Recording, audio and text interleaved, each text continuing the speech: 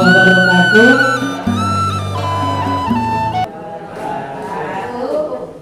Yang terhormat Bapak Kepala SDN 7 Muara Telang, yang saya hormati Bapak Ibu Dewan Guru beserta staf.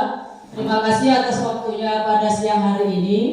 Saya Juli Astuti dan rekan saya Pak Eko Rudianto adalah calon guru penggerak angkatan 9. Dalam hal ini kami ingin menyampaikan tentang modul 1.4 yaitu mengenai budaya positif untuk melengkapi tugas kami sebagai aksi nyata di PNM dan di LMS dalam modul 1.4.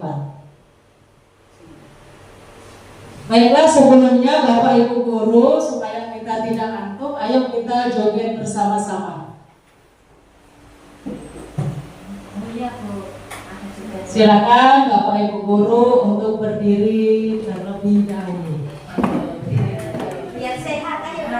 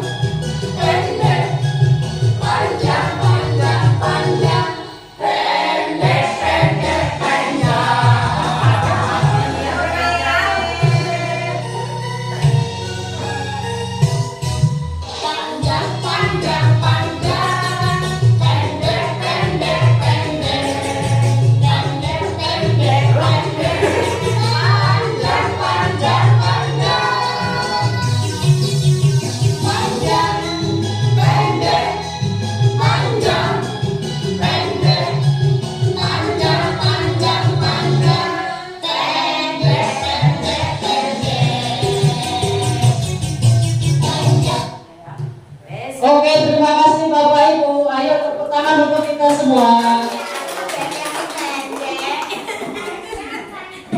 Tinggi, pendek. Aku dong.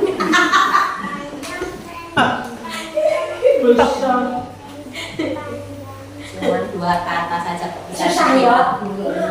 Dalam hal ini kami akan menyampaikan modul 1.4 tentang budaya positif. Ini nanti akan kami bagi 2 bersama Pak Rudi.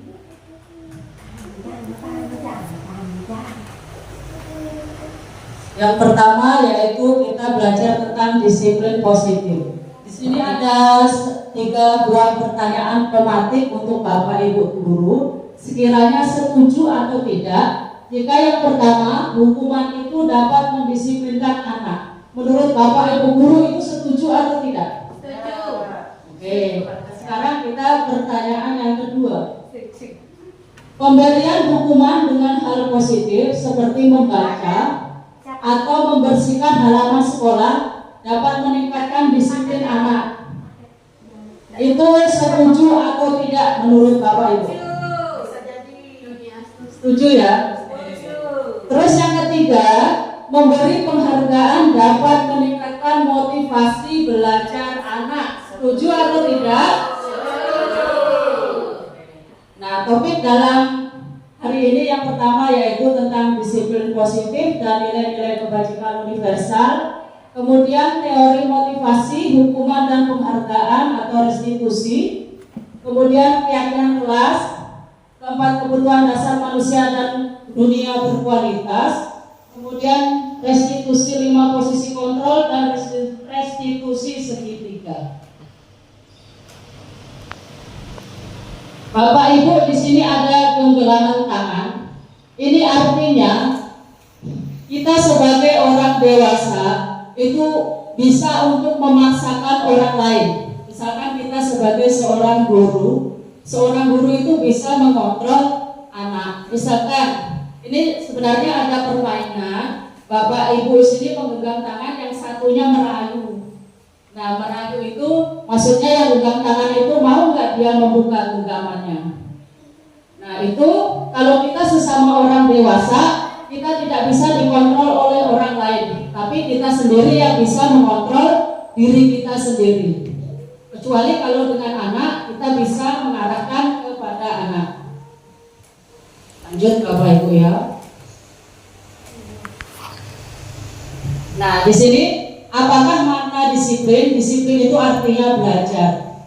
Sama seperti saya dan Pak Rudi saat ini masih dalam tahap belajar. Ini bukan berarti kami ini sudah belajar tapi menggurui, tidak. Kami hanya ingin berbagi tentang disiplin positif yang sudah kami pelajari dalam pendidikan guru penggerak.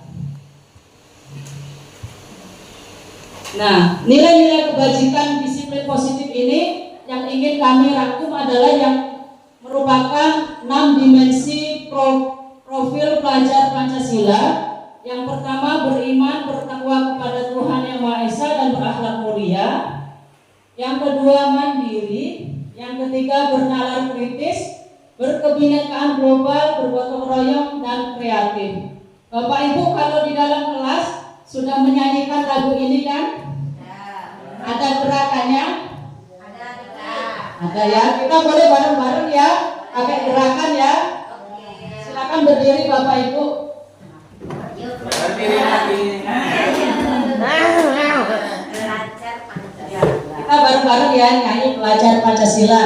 1, 2, 3. Pelajar Pancasila beriman dan bertakwa pada Tuhan Yang Esa dan berakhlak mulia, berkebinekaan global, gotong royong mandiri, kreatif dan bernalar kritis.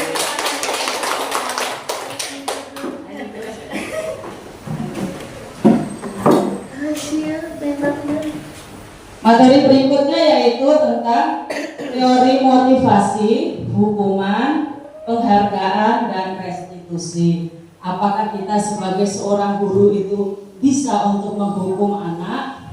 Dan di sini akan kita bahas.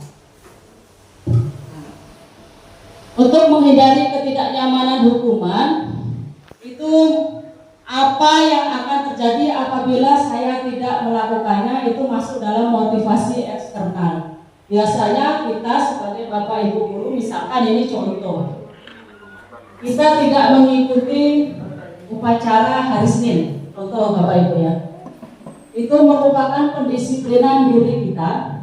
Kita itu masuk ke dalam motivasi eksternal atau internal.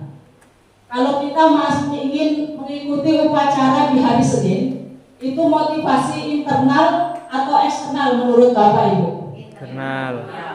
Itu adalah motivasi internal, adalah motivasi yang tumbuh dalam diri kita sendiri. Kalau masuk motivasi eksternal, itu artinya kita melaksanakan upacara karena ada yang melihat kita. Mas mungkin pengen dapat reward dari kepala sekolah, mungkin maksudnya kayak gitu. Tapi kalau motivasi internal itu adalah tumbuh dari diri kita. Oh ini, di Senin aku harus upacara, kita datang walaupun terlambat nggak apa-apa Bu ya. Apalagi kalau kita jauh. Kalau musim hujan maksud saya. Becek Bu.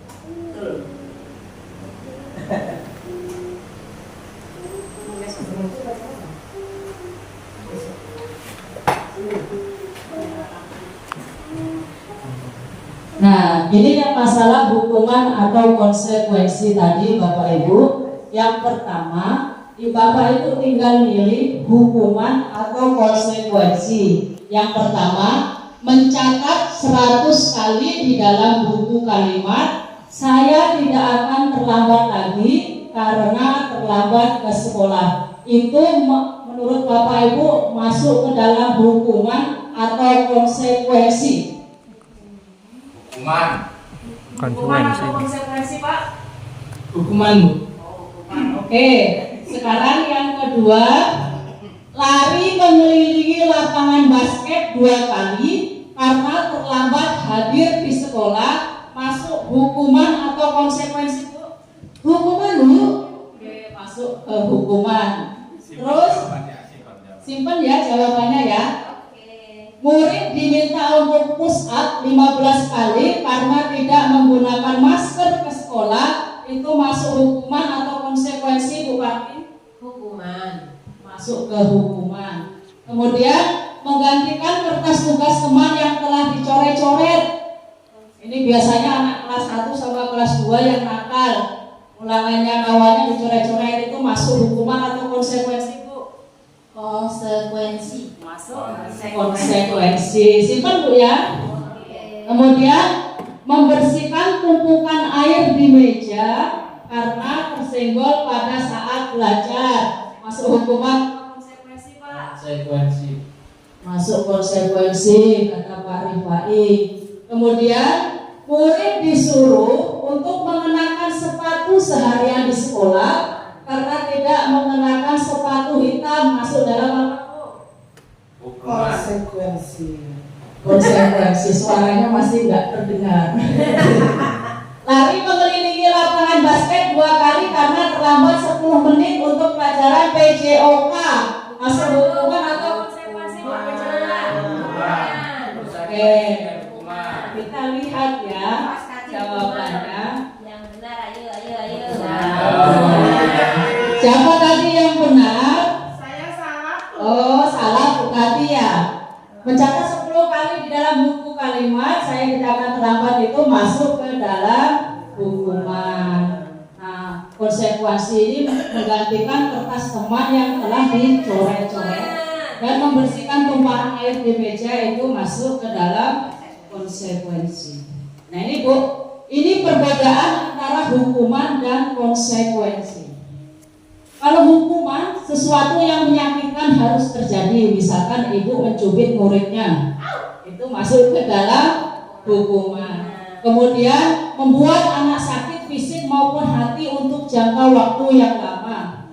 Makanya Bapak Ibu guru tidak boleh menghukum anak. Kadang anak itu setelah dia dewasa akan timbul perasaan dendam kepada gurunya. Ini sudah terjadi ini Bu ya, di Muara Telangsa. Kemudian mendorong anak menyakiti diri sendiri itu masuk dalam hukuman. Konsep diri yang buruk. Terus anak belajar untuk menyembunyikan kesalahan dan marah, rasa bersalah, dipermalukan, merasa tak dihargai. Misalkan anak murid kita suruh di depan kawan-kawannya untuk membersihkan WC mungkin ya. Ya boleh. Kemudian konsekuensi ciri-cirinya itu sesuatu yang harus terjadi, kemudian membuat anak merasa tidak nyaman dalam jangka waktu yang pendek, kemudian menghargai disiplin, stimulus tanggapan, mendorong anak agar mudah menyesuaikan diri, kemudian konsep diri yang baik, anak belajar untuk mematuhi peraturan dan kehilangan hak dibuat tidak nyaman diasingkan untuk sementara. Sebenarnya hukuman ini Bapak Ibu, misalkan kita lakukan di anak, karena saya ini kemarin juga seperti itu. Anak tidak bawa sepatu kita hukum, anak tidak bawa kaos kaki kita hukum. Nah, hukum misalkan anak terlambat upacara kita hukum untuk membersihkan WC. Pasti besok dia masih terlambat lagi. Anak misalkan tidak pakai topi saat upacara, kita hukum untuk mengambil sampah. Pasti besok diulangi lagi. Itulah hukuman yang tidak membuat anak kita menjadi jerah. Jarang anak kita jerah oleh hukuman, tapi kita memberikan konsekuensi sehingga anak itu bisa belajar dari kesalahan dia, apa yang telah dia perbuat. Anak itu bisa sadar dengan sendirinya. Itu tugas kita sebagai Bapak Ibu guru. Emang susah Bu ya. Boleh tanya, Bu? Boleh Bu. Itu yang hukuman itu anak belajar untuk menyembunyikan kesalahan, maksudnya gimana itu? Anak belajar untuk menyembunyikan kesalahan.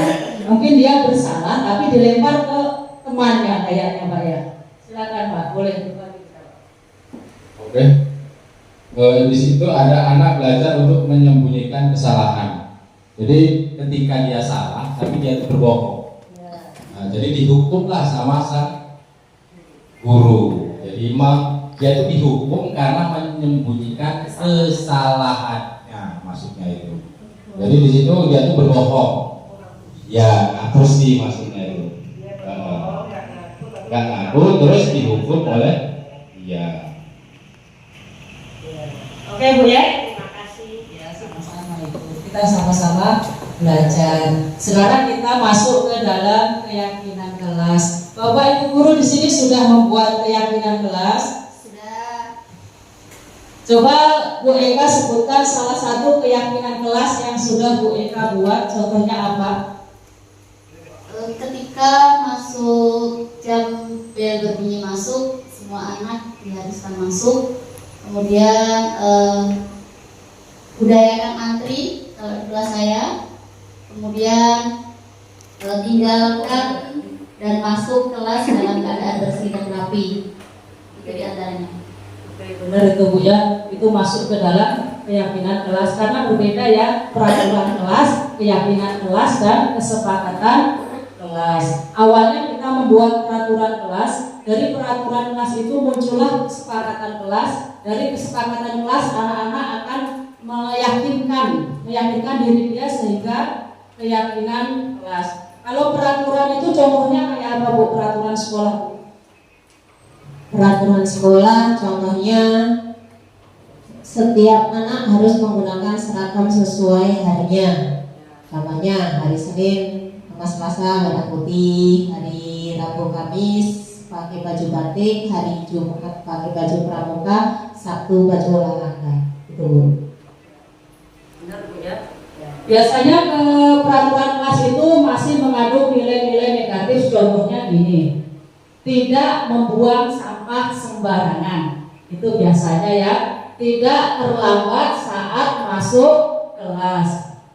Tidak ribut di dalam kelas. Nah, kata-kata yang non itu, yang negatif, yang ada kata-kata tidak, dalam keyakinan, dalam kesepakatan kelas kita rubah tidaknya tadi. Misalkan masuk tepat waktu, itu sudah menjadi kesepakatan kelas. Misalkan mengikuti pelajaran dengan tertib, mengikuti pelajaran dengan nyaman, itu artinya kita sudah tidak boleh ribut di dalam kelas. Anak-anak diam saat. Terus ada lagi, misalkan mendengarkan penjelasan Bapak Ibu guru di saat Bapak Ibu guru menjelaskan di depan kelas, itu masuk dalam kesepakatan kelas. Kayak yang di depan ini, misalkan datang tepat waktu, mengucapkan salam, itu masuk dalam kesepakatan kelas. Kemudian menjaga kebersihan sekolah, itu masuk dalam kesepakatan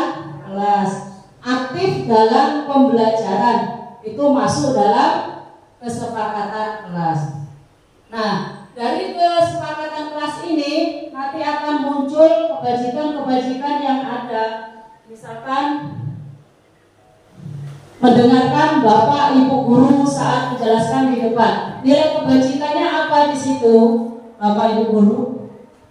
Berarti kita harus saling menghormati. Misalkan di sini ada peraturan dan sebelahnya keyakinan kelas. Nah, misalkan peraturannya selalu kembalikan buku ke tempatnya. Itu nilai kebajikannya apa maksudnya Bapak Ibu? Tertib menurut Ibu Parmi. Oke, kita simpan jawabannya. Kemudian dilarang mengganggu orang lain. Itu masuk ke dalam apa nilai kebajikannya? Tenggang rasa sosial. Tenggang rasa atau sikap sosial. Hadir di sekolah 15 menit sebelum pelajaran dimulai. Itu disiplin. Oke. Dilarang melakukan kekerasan. Masuk apa nilai kebajikannya Bapak Ibu? Tenggang rasa ya. Dilarang menggunakan narkoba. Nah, masuk ke dalam apa nilai kebajikannya itu? Apa ya? Itu bisa disiplin. Disiplin Bu ya. Ya, sekarang kita lihat jawabannya. Nah, Kesehatan. itu dari dari kesepakatan kelas tadi timbullah keyakinan kelas atau nilai kebajikannya. Misalkan selalu kembalikan buku ke tempatnya. Di situ keyakinan kelas atau nilai kebajikan yang bisa kita ambil adalah tanggung jawab. Kemudian dilarang mengganggu orang lain. Nilai kebajikan yang bisa kita ambil adalah menghormati orang lain, dan selanjutnya seperti itu Bapak Ibu. Dan jadi kita kalau membuat kesepakatan kelas jangan mengadu kata tidak, ya. Misalkan kayak yang tadi dilarang menggunakan narkoba, itu mengadu kata tidak Bapak Ibu ya. Terus misalkan yang bagus adalah gunakan masker saat di luar ruangan misalnya, itu kan tidak ada kata tidak. Nah ini cukup Bapak Ibu ya. Ini bagian saya, kemudian nanti akan dilanjut oleh Pak Rudi yaitu tentang kebutuhan dasar manusia dan dunia berkualitas. Kemudian ada segitiga restitusi. Terima kasih Bapak Ibu atas waktunya. Saya akhiri. Wassalamualaikum warahmatullahi wabarakatuh.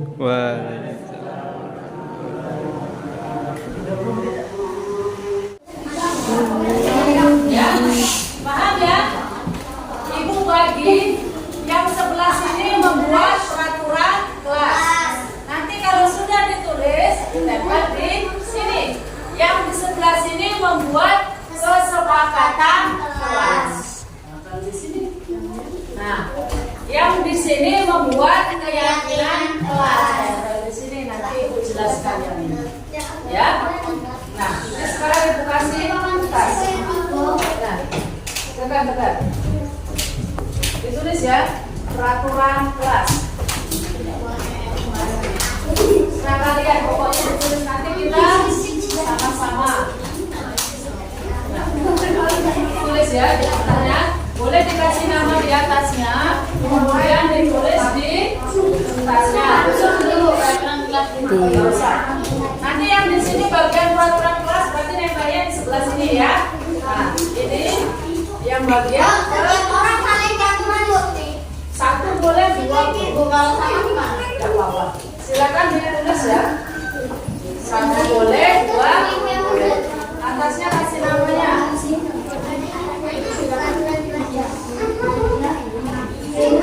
atasnya kasih nama. Ya.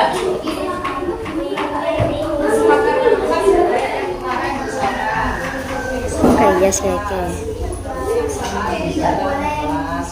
Boleh ya, aku tuh. Silakan tuliskan dulu. Kan banyak di sini.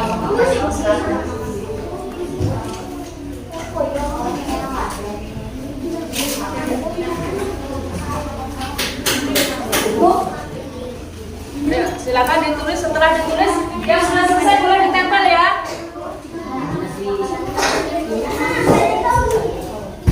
Yang sudah selesai boleh ditempel.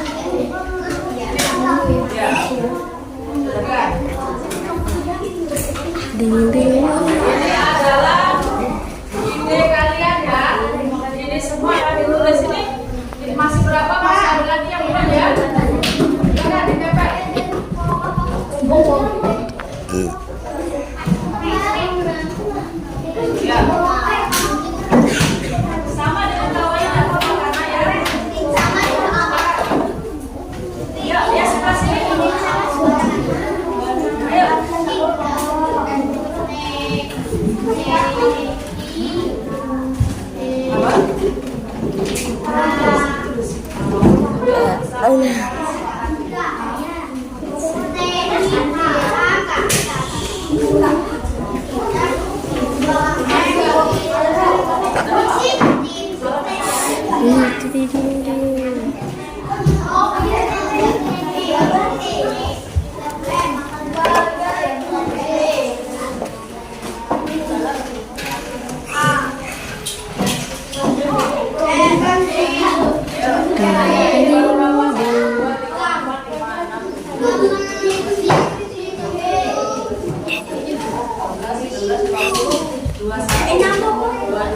kan tinggal 21 ya.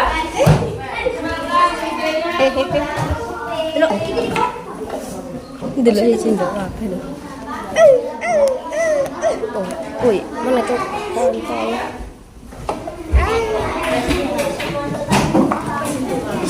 Iya, kain itu. Yang sudah silakan duduk di tempatnya masing-masing.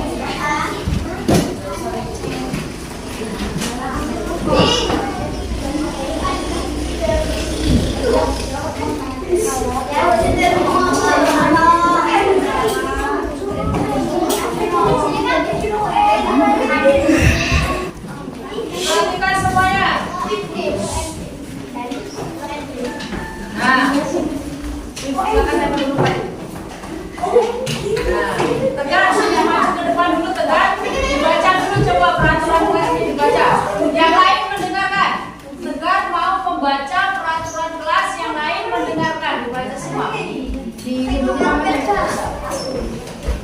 Satu, memperhatikan guru saat menjelaskan. Dua, tidak makan saat belajar. Tiga, memakai atribut lengkap. Empat, jangan lupa memakai kaos kaki di sekolah. Lima, tidak boleh makan saat jam pelajaran. Enam, memakai pakaian lengkap. Tujuh, memakai atribut lengkap. Delapan, harus memakai perlengkapan memakai. Tidak membuang sampah sembarangan. Oke, ini ya, Ibu sekarang pisahkan ya. Ibu sekarang pisahkan mana itu peraturan, mana itu kesepakatan. Kalau ini, misalkan ini tidak makan saat belajar, itu adalah peraturan kelas. Ibu ambil ya.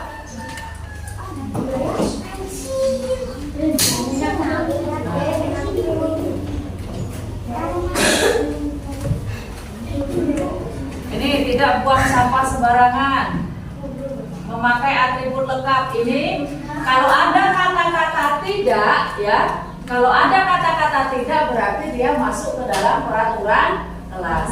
Sekarang coba Pipit bantu Ibu di sini cari kata-kata yang tidak, pindahkan ke sini.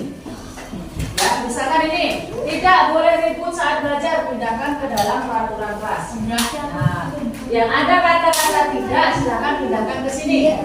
Nah, cari yang kata-kata tidak ya. Silakan dipindahkan dulu. Boleh dibantu ini Afrika, yang ada kata-kata tidak, silakan dipindah ke peraturan kelas. Ya. Kalau keyakinan kelas, kita tidak boleh menggunakan kata-kata tidak. Misalkan ini memakai atribut lengkap, ini masuk dalam keyakinan kelas ya.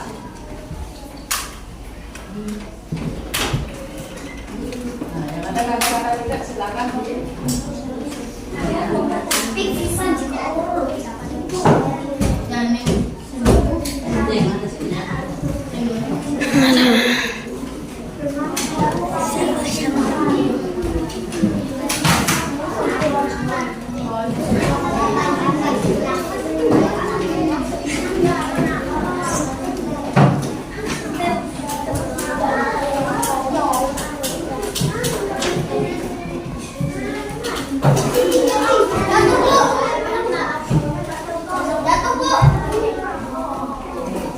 Sekarang perhatikan ya. Sekarang perhatikan di depan. Di sini ada peraturan kelas ya. Yang pertama punya Dika, tidak makan saat belajar. Itu namanya peraturan kelas. Terus tidak boleh makan saat jam pelajaran Rafki. Itu juga peraturan kelas. Ferdi, tidak membuang sampah sembarangan. Ingat, kalau Ferdi sudah ngomong tidak membuang sampah sembarangan, berarti kalau sudah jajan, sampahnya ditaruh di kotak sampah. Terus, tidak boleh ribut saat belajar. Ingat, kalian sudah membuat peraturan kelas bahwa kita tidak boleh ribut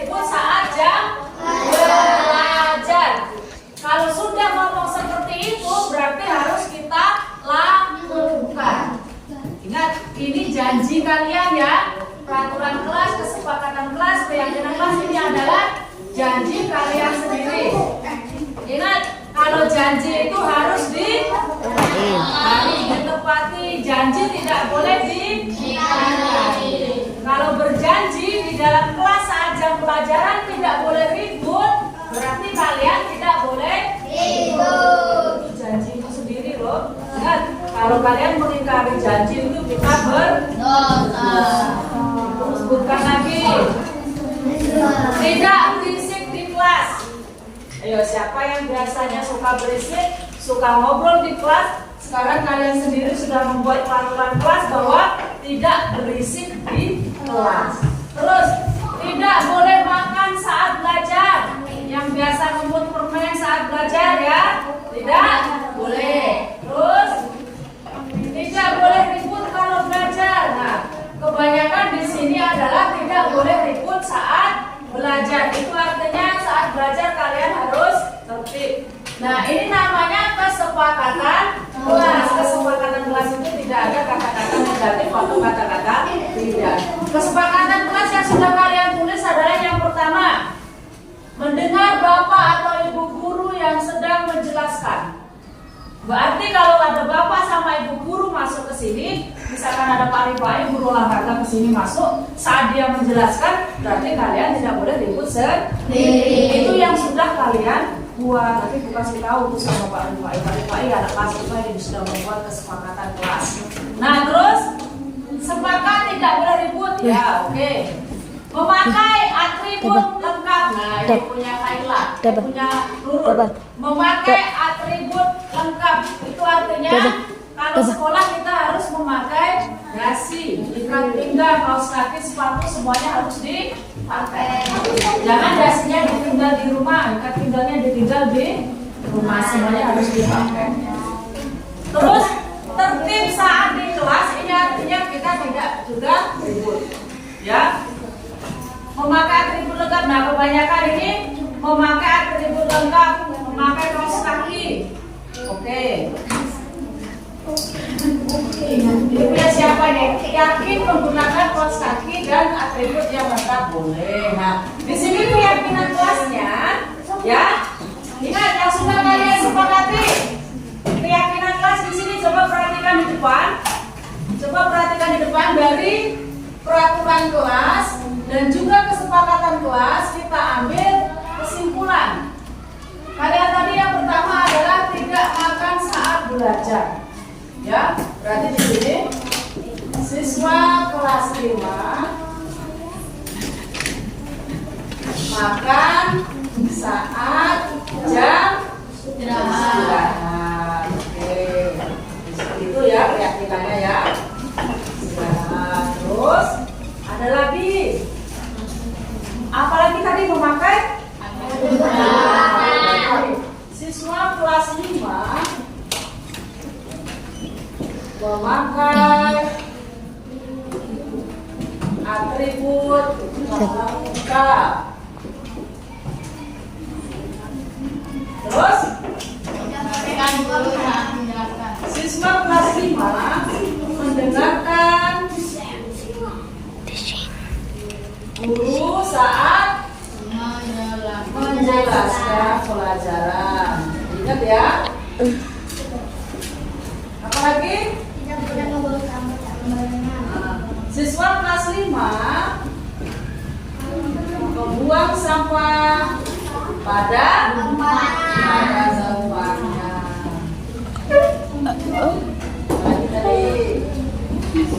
Ya, siswa kelas 5 tertib saat dalam kelas, artinya tidak ribut atau ngobrol sendiri. Ini kesepakatan dari kalian. Yang pertama siswa kelas keyakinan dari kalian. Setelah kita tadi membuat peraturan kelas, kita membuat kesepakatan kelas dan akhirnya timbul keyakinan kelas untuk kalian bahwa siswa kelas 5 makan saat jam istirahat. Kemudian siswa kelas 5 memakai atribut lengkap. Terus apa lagi?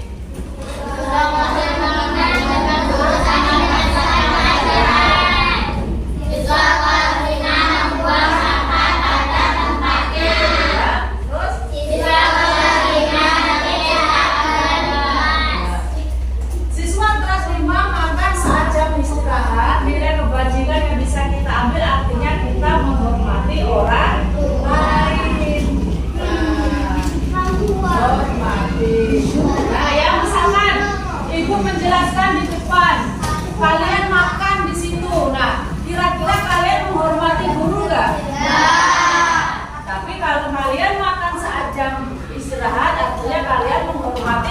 dan temanmu.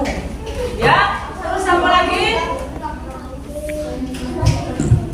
Siswa kelas 5 memakai atribut. Artinya apa kalau kita ya memakai atribut lengkap, datang tepat waktu, itu artinya apa? Coba, siapa yang bisa mengambil kesimpulan misalkan kita memakai atributnya lengkap itu tiap hari terus datang tepat waktu, itu artinya kita anak yang apa? Anak yang anak yang disiplin. Nah, anak yang disiplin, menaati peraturan. Terus siswa kelas 5 mendengar guru saat menjelaskan pelajaran. Itu masuk dalam menghormati, benar. Pinter itu sudah kelas 5. Menghormati. Kemudian ini coba. Hasilnya dalam apa? Membuang sampah pada tempatnya di sini. Nah, yang terakhir siswa kelas 5 tertib saat dalam kelas. Itu masuk dalam apa?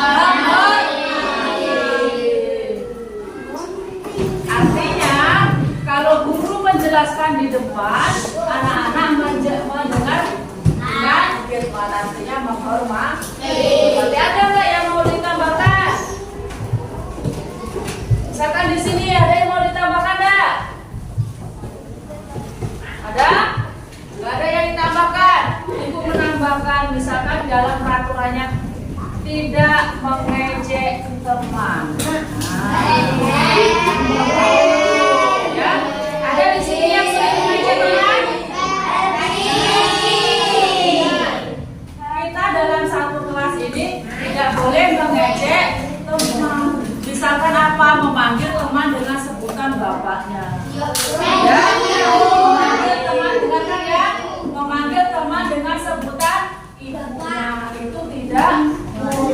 Ingat, itu artinya kita tidak menghormati orang tua. Ya, misalkan ada di sini yang nama bapaknya misalkan Raskiman, misal. Nah, Febri ini manggil bibit namanya Raskiman. Nah, itu tidak boleh. Kita harus memanggil kawan dengan sebutan namanya. Ya, tidak boleh memanggil dengan sebutan nama orang. Karena itu artinya kita tidak menghormati orang lain. Ya. Jadi, terus ada lagi enggak? Yang minjem apa?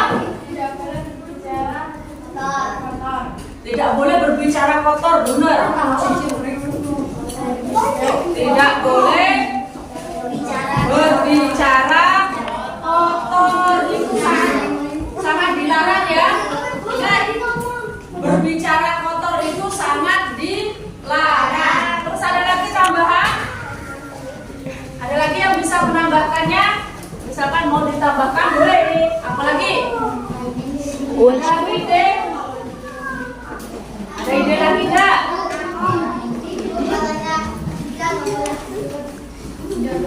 Tidak boleh tidur. Iya, tidak boleh tiduran di dalam kelas. Ya benar, tidak boleh bertengkar. Tidak boleh tidur di kelas. Ya, ya. Iya, boleh. Kasih sini ya. Nih, membalikan barang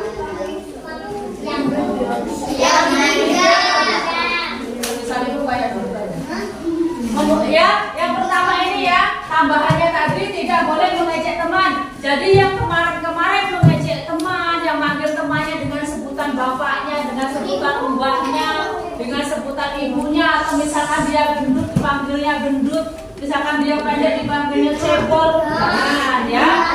Sekarang sudah boleh. Sekarang memanggil teman dengan sebutan nama. Itu artinya kita melakukan sifat sopan santun. Sopan santun itu nggak harus dengan yang lebih tua saja. Sopan santun itu dengan yang lebih muda juga kita harus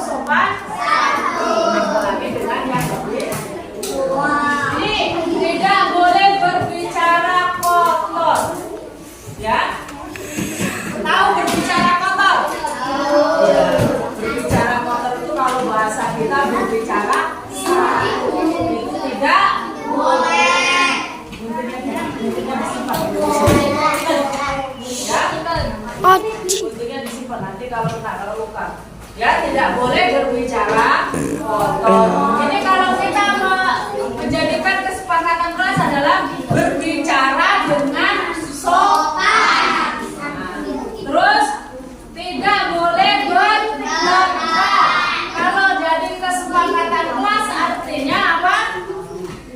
Tidak boleh bertengkar. Selalu rukun dengan tidak boleh tidak boleh tidur di kelas. Ya, apa di sini? Tidak boleh tidur di kelas. Iyalah, masa tidur di kelas ya? Di rumah tadi tidur jam berapa? Sudah ngantuk, yang sebelahnya Nur sudah ngantuk. Ya, nanti sampai rumah tidur kalau sudah siap ya. Oke ya. Sekarang kita membuat ya apa? Tidak boleh. Tidak boleh apa? Ya, tidak boleh menyontek saat pulang. Itu masuk ke dalam peraturan ya. Tidak menyontek. Itu artinya mengerjakan ulangan sendiri ya. Oh, tidak boleh mendahului. Itu artinya kita harus tertib dan disiplin. Misalkan lonceng belum bunyi, kalian sudah keluar istirahat, itu tidak boleh. Lonceng dulu baru kita istirahat. Nah, sekarang sudah ketemu peraturan kelas, keyakinan kelas, kesepakatan, keyakinan dan nilai kebajikannya. Itu yang harus kita lakukan ya. Coba yang di belakang itu, sini ke depan juga sama Iwan sini. Sini.